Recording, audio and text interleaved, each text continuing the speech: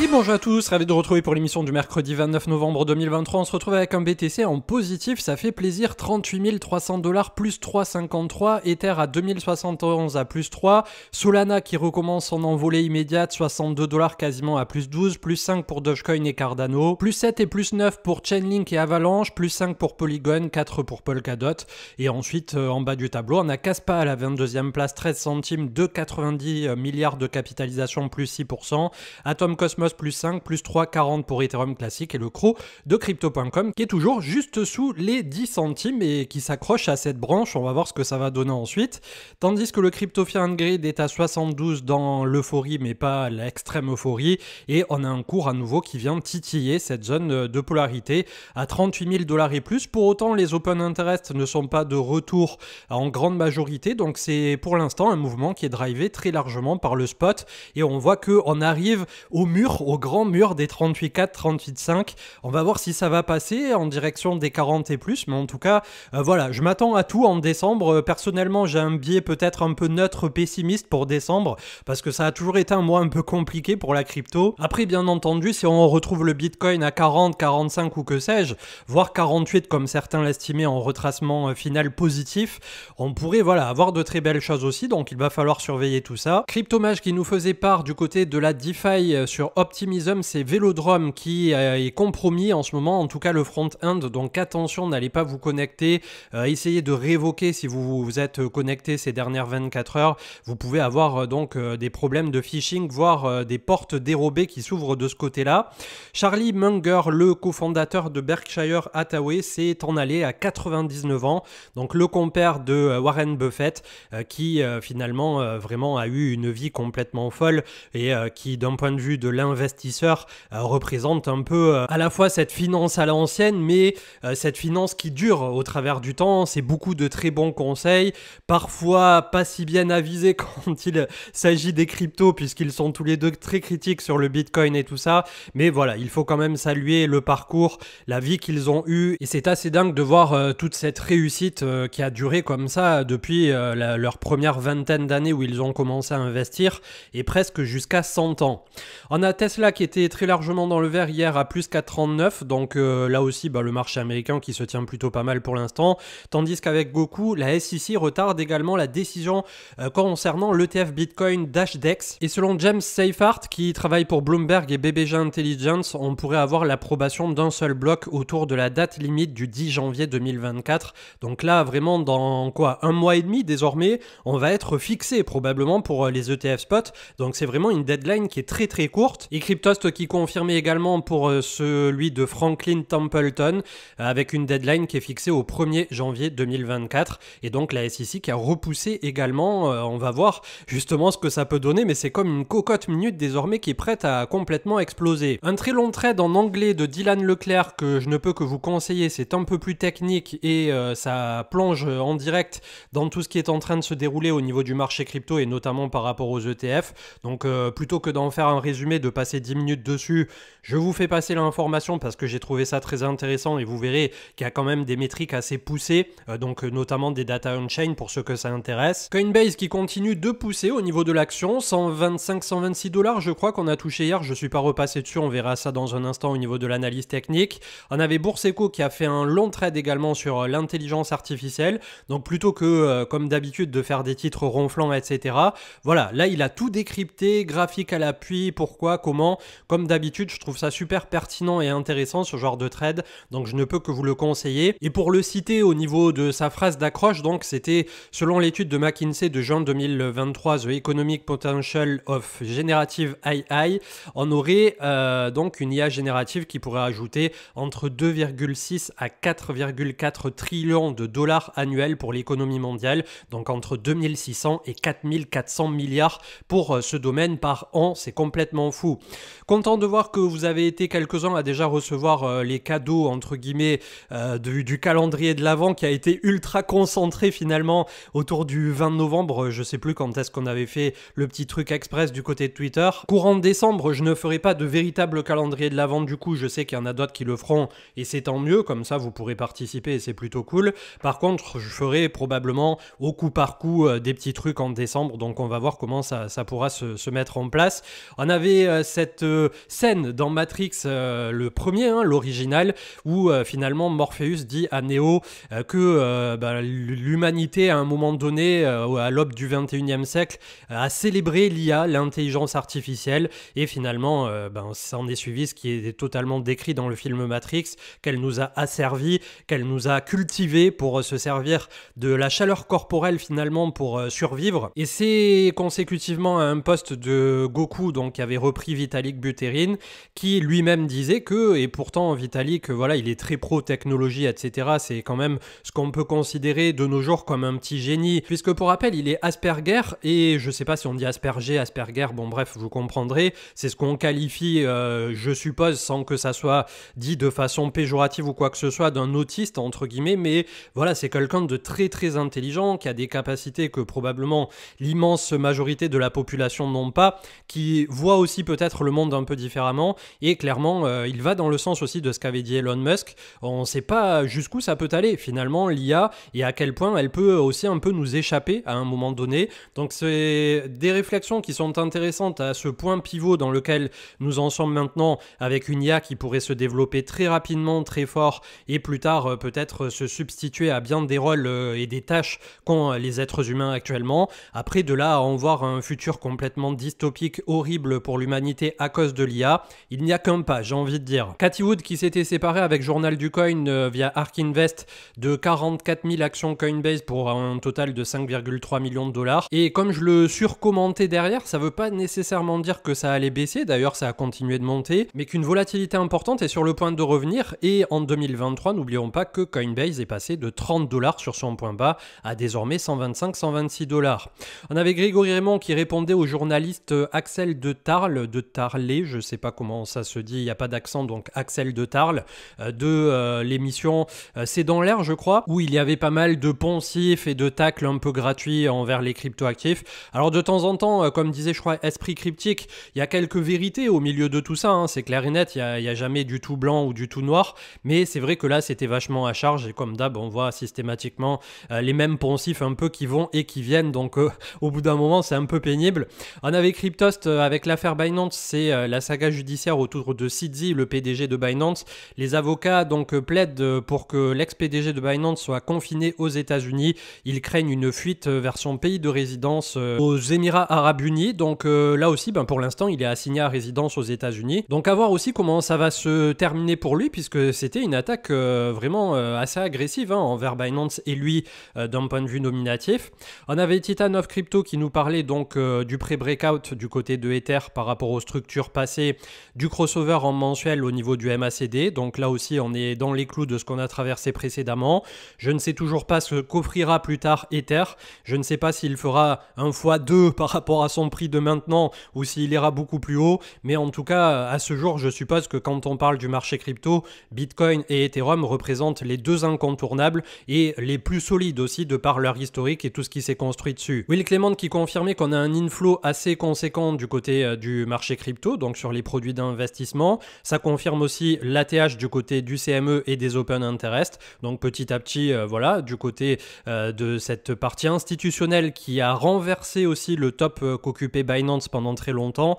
On a un petit truc qui est en train de se démarquer. On avait Income Charts qui prenait un peu le contre-pied de un peu le pessimisme à court terme qu'il pouvait régner en disant que jusqu'à voire mi-automne 2024, au nouveau président, on pourrait avoir quelque chose de très positif pour les marchés. Et ensuite, Q3, Q4 2024, on viendrait à avoir la maison de cartes, en gros, le château de sable qui s'effondre. Donc, je ne sais pas du tout quel va être le timing de 2024, mais je pense qu'on va avoir une période assez florissante et aussi une période où on va se faire punir. Finalement, en 2023, ça a été pas si dramatique que ça, mais 2024, pour des raisons un peu plus macro et fondamentales, et notamment la potentielle récession aux États-Unis qui viendra ou qui ne viendra pas, là aussi, j'ai toujours pas de boule de cristal, c'est une année qui peut être vachement tranchée en deux. C'est plutôt ça au niveau voilà, du ressenti que j'ai en ce moment. Donc, comme je le disais ici, est-ce que 38 est le micro-top local et on go 30-32 en décembre, ou est-ce qu'on part en extrême euphorie vers les 45-48 000, etc. C'est là la question du moment finalement, mais qui rejoint tout à fait tout ce dont on a parlé précédemment pour le court, moyen et long terme. Les bougies comptaient en semaine du côté de Bob Lucas pour le gold. Pour lui, tôt ou tard, on va re-rentrer en bull run sur cet actif. Donc là aussi à surveiller peut-être, bien que je suppose c'est pas le gold qui fera le meilleur rendement quand on regarde sur une dizaine d'années. Le Psychology Sheet proposé par Crypto Yoda qui finalement se représente très bien par rapport au cycle de 2015. C'est vrai que sur ce cycle de 2020 à 2023, ça ressemble à s'y méprendre à ce qui s'est passé entre 2015 à 2020 grossièrement. Donc à voir ce qu'il pourra en advenir derrière, mais on est totalement dans les phases telles qu'on les a traversées précédemment. Donc voilà, pas plus à dire pour l'instant, si ce n'est observer, profiter pour ceux qui ont rechargé leur bague à bon compte, et ensuite on verra à la fin ce que peut nous offrir encore le marché crypto. How2Bitcoin qui demandait quel pourcentage de vos actifs crypto BTC vous avez en self-custody. Donc 23% ont répondu 0,25, donc tous ceux qui sont encore pleinement sur les échangeurs centralisés potentiellement, 25-50%, 11%, 50 à 75%, 18%, et enfin 75 à 100%, il y a quand même quasi 48% qui ont répondu positivement, sachant qu'il n'y a eu que 1000 votes et que How2Bitcoin, je suppose, il y a pas mal de Bitcoin maxi qui le suivent, donc c'est peut-être, voilà, il faudrait que je refasse de mon côté pour avoir un truc un peu plus élargi au niveau du panel, mais grossièrement, on peut constater que sur 1000 votants, il y a quand même 48% qui détiennent l'intégralité ou quasi de leur crypto-monnaie en leur fonds propres directement sur une ledger ou sur un portefeuille dont ils ont les clés privées. Money Radar qui mettait en avant, et ça c'est intéressant aussi puisque c'est un peu le fond de ce qui est en train de se passer au niveau de l'argent. À un moment donné, on avait énormément d'argent qui était disponible. Les montres qui ont fait de luxe des x2, x3, x4, x5, x10 ou je ne sais combien, là on est en train de revenir à une certaine normalité depuis 2 ans. C'est aussi le bear market pour les montres de luxe et donc on est en train d'atteindre à nouveau un point bas. Donc jusqu'où ça pourra aller, finalement ça aussi c'est un métrique de plus à suivre par rapport à ce retour de l'argent multi-marché plus tard, quand il y aura trop d'argent sur les marchés, probablement que de nouveau ça reviendra aussi dans un asset qui est aussi considéré finalement comme un asset à risque du côté des montres de luxe, avec une énorme spéculation ces 3 dernières années. ProfChain avait relevé que les comportements on-chain d'achat ralentissent, donc on va voir là aussi si ça va dégringoler à compter de 38, 38,5 ou si on enfonce tout ça et direction 40, 42, 45 voire 48 comme on l'a vu tout à l'heure. Et on terminera avec le partenariat stratégique entre Circle et SBI Holdings. Les deux sociétés ont signé un protocole d'accord qui prévoit que SBI Group et Circle travaillent à la circulation de l'USDC et à l'extension de l'utilisation des stablecoins au Japon. Le Bitcoin en mensuel, allez, on va faire une petite analyse mensuelle. D'habitude, on est en hebdo. On regarde d'encore plus loin, du coup, chaque bougie est égale à un mois. On va avoir de nouveau une clôture extraordinaire. Et d'ailleurs, on est sur un trimestre de hausse consécutive. On avait eu 4 mois entre janvier 2023 et avril où on avait fait une petite toupie, petite correction, marchepied. On repart derrière. C'était très propre d'ailleurs. Après, ça n'empêchait pas de se ronger le sang quand on était en train de marteler les 25 000 $. Pour ceux qui étaient là à ce moment-là, je suppose que quasiment tous ceux qui regardent aujourd'hui, vous étiez déjà là. Mais voilà, d'où va s'arrêter ce stop-là? Est-ce qu'on s'arrête autour de 40 000? Est-ce qu'on vient chercher les 42, les 48, les 49? Je pense que toutes ces zones avec des retracements de Fibo sont importantes et intéressantes. Mais après, le court terme, comme je vous dis souvent, en décembre, on a les États-Unis qui débouclent souvent beaucoup de positions pour pouvoir anticiper la nouvelle année, etc. Donc c'est un mois qui va être volatile. Et comme je le remarquais tout à l'heure par rapport à Cathie Wood qui a préféré couper les actions Coinbase où ils étaient bien en positif, on va avoir un retour de volatilité, ce qu'ils appellent, je crois, dans la bourse traditionnelle le bêta, en gros l'écart type qu'on peut avoir sur certains actifs. Et ça, pour des fonds de gestion, quand on sait qu'on va avoir un retour gros de volatilité mais qu'on ne sait jamais dans quel sens ça va partir, voilà, ça peut être un risque supplémentaire. Et c'est pas la première fois que je remarque que Cathie Wood via ARK Invest clôture des positions juste avant des pumps monumentaux, notamment du côté de Nvidia, etc. C'est juste qu'à un moment donné, je suppose que pour eux, j'essaie de me mettre dans la tête d'un institutionnel qui gérerait des milliards, il y a un risque qui est trop grand à prendre par rapport au décalage que risque de faire le cours, que ça soit en positif ou en négatif. Le SP500 qui va nous faire un mois là aussi rocambolesque, si je puis dire, 4554, ça tient vraiment bien, tandis que Ether, ben voilà, hein, en mensuel, je veux dire, l'image de fond, triangle rectangle ascendant, on peut y voir un double creux, voire une séance qui est quasi parfaite. Je fais du chartisme là quasiment basique et il n'y a pas besoin d'aller beaucoup plus loin, de se sortir 36 indicateurs ou je ne sais quoi pour se raconter des belles histoires. C'est positif pour l'instant, mais il faut break les 2100 et se téléporter quasi en ligne droite sur les 2400 pour valider tout ça. Comme on l'avait vu en début d'intro via les news tout à l'heure, Tesla qui a défendu la moyenne mobile 50 mois ici à $200 et on est de retour quasi à 250. Donc ça se passe plutôt pas mal. On a Tao de BitTensor qui est à 260 en mensuel. Malheureusement, c'est assez inexploitable. Par contre, quand on descend en hebdo, en journalier, j'ai la sensation que ça pourrait commencer à distribuer un peu. Après, comme d'habitude, voilà, je respecte tout à fait ceux qui croient dur comme fer dans tout ce qui est intelligence artificielle, etc. On a Coin de Coinbase donc qui est à 128 finalement, plus 7. On est en pré-market à 130, donc vraiment très bonne nouvelle. Un breakout qui va être acté en mensuel. Une épaule tête-épaule inversée au niveau du chartisme, hein, pour ceux qui font un peu de figure chartisme. Je sais qu'il y en a beaucoup qui y croient pas, voire même que pour qui c'est un charlatanisme absolu. Mais là, quand même, on avait un truc plutôt lisible. Donc pour une fois qu'on peut s'appuyer dessus, quand même, c'est plutôt positif. DXY 102,85 sur gros support, mais attention, le mensuel est pas mal dégradé. On va voir ce que ça va donner par la suite. On voit qu'on a AAV aussi du côté des $100 qui essaie de s'extirper de cette énorme zone de consolidation baissière. Et pour rappel, le marché DeFi primaire était rentré en bear market très très tôt. On avait eu un décrochage qui était immédiat et c'était bien plus tôt que le marché entier crypto. Donc ça fait très longtemps que la DeFi est bear. On a Solana à 61,32. Là aussi, petit intermédiaire, on est un peu au milieu de nulle part. Faudrait que je fasse un Fibo, on va voir ça, tiens, pour voir si on n'est pas sur des zones intéressantes. Mais par rapport au point bas et au point haut, effectivement, je vois où ça a bloqué. D'ailleurs, mèche sur mèche, 68,46. C'est le 0,618 de Fibo en logarithmique. Donc ça peut tout à fait s'entendre et se comprendre puisque c'est le golden retracement pour le marché crypto. On va voir à partir de là, certainement qu'il risque de se construire entre 45 et ces fameux $69 si ça passe pas immédiatement. Au pire du pire, on reviendrait tester la zone de sortie à $30 avec la moyenne mobile à 20 mois, mais ça me paraît un peu beaucoup pour le court terme. Donc Solana qui est très positif et qui a été méga spéculé en tout cas pour le marché pour l'instant.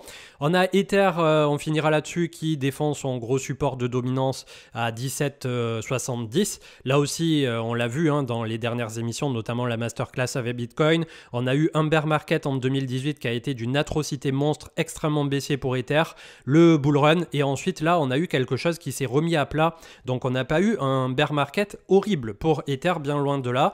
La question c'est, est-ce que ça va être spéculé là maintenant par les institutionnels? Pour ma part, j'essaie de faire avec les informations que j'ai en ma possession. On a quand même vu des demandes d'ETF spot, des mêmes acteurs, des mêmes instigateurs que pour ceux qui demandent un ETF Bitcoin. Donc voilà, je me dis que tout mis bout à bout, c'est peut-être une période de réaccumulation qui est assez propice. Après, comme d'habitude, je n'ai strictement aucune idée de là où sera le prix de Ether, ni demain, ni dans un mois, ni dans 6 mois, ni dans un an. Je ne peux que, en fonction des informations qui sont en ma possession en ce moment, essayer de faire des projections et de me placer par la suite sur ce qui me semble le plus judicieux. Et en ce moment, on le voit en sortie de ce bear market. Premièrement, c'était Bitcoin qui a complètement l'idée et trust avec plus 130% sur l'année 2023.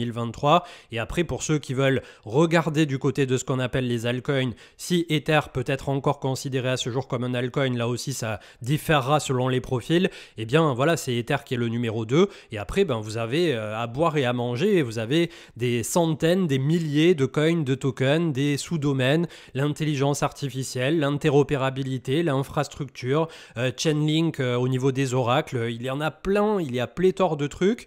Le but derrière, c'est de vous fixer sur un certain bateau, je pense, de faire vos recherches à fond, de dig comme jamais, de vraiment être sûr de ce dans quoi vous investissez. Et même en ayant fait tout ce travail de fond, vous n'êtes jamais super certain de l'outcome, de si ça va réussir ou ne pas réussir, puisqu'on est dans un marché jeune, on est dans un marché dynamique, et absolument à partir de là, tout peut se passer. C'est un peu comme Internet des années 2000 finalement.